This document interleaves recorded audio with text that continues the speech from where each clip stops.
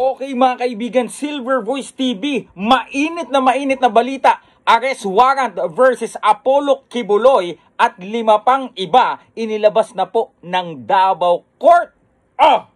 Sheesh! Panoorin po natin ito. Let's go. Dante, may reaction na ba dito ang Okay. Department of Justice? DOJ, alright? Magandang tanghali, Ella. Ayon sa isang opisyal ng Department of Justice sa DOJ ay pag-uusapan pa nila itong kaso ngayon, Ella, kasama ang kanilang mga prosecutor. At kaugnay nga yan, kaugnay ito sa inilabas na warrant of arrest Nako. ng Davao City Regional Trial Court Branch 12. Okay mga kaibigan, ito hindi Senado, hindi Kongreso, Korte na po ang nagpapaaresto kay Pastor Kibuloy. Ang mga pinapaaresto po ay si Apollo Kibuloy, Jacqueline Roy, Crescente Canada, Pauline Canada, Ingrid Canada, and Sylvia Semañez. Okay, so ilan po ito? 1, 2, 3, 4, 5, 6. 6 po sila na pinapaaresto na po ng Davao Court mga kaibigan. Panoorin po natin.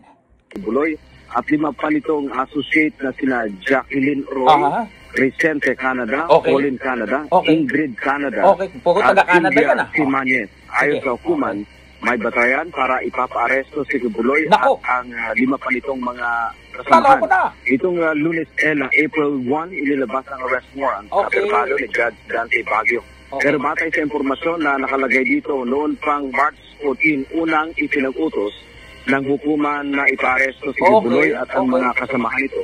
Subalit naghain ang kampo ni Kibuloy ng musyon na ipagpaliban muna ang pagpapatupad ng arrest warrant dahil naghain sila ng motion for reconsideration Okay. sa Department of Justice kaugnay sa kaso ni Kibuloy na sexual abuse of minors.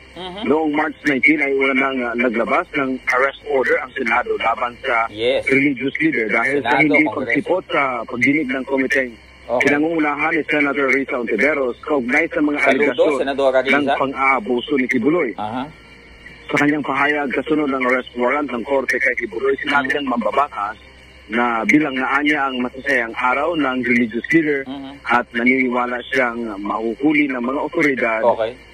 si Kibuloy. Yan man ang ating update mula dito Alright. sa Maynila. Balik sa Ella. Okay. Maraming salamat, Dante Alright. Amento. Courtesy yan ng UNTV News and Rescue. Okay. Mga kaibigan,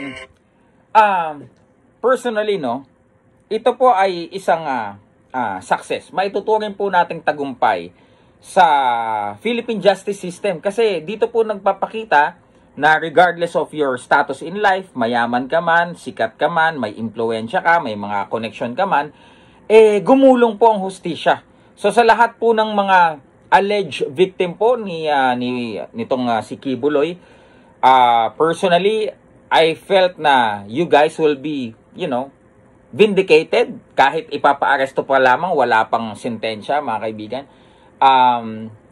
Masaya kami, masaya ako personally para dito sa mga nabiktima dahil finally, after how many years of battle na akala nila wala nang patutunguhan dahil nga makapangyarihan itong si Kibuloy, akala nila wala nang mangyayari. Pero ito, meron na po. At yan po isang patunay na gumugulong po ang hustisya dito po sa ating bansang Pilipinas. Ito po ay walang pagsidla ng aking pong kaligayahan at ang aking, 'di ba? Pagkasabik dahil grabe, no? Yung dati po kasing administrasyon, alam po naman natin na magkaalyado po sila. Parang kala natin walang patutunguhan na itong mga biktima na naghayag ng kanilang mga reklamo laban dito kay Pastor Kibuloy. Pero mga kaibigan, sa lahat po ng mga nasa likod po ng yung Davao Court, mga kaibigan, sa Senate, sa Congress, para po sa inyo na nakipaglaban para sa maliliit na biktima na ang kanilang tinig po ay marinig ng publiko at malagay po sa hustisya kung sino mang perpetrator regardless of their status in life, mabuhay po kayo. Yan po ay magandang balita. Silver Voice TV, magandang gabi po sa inyong lahat.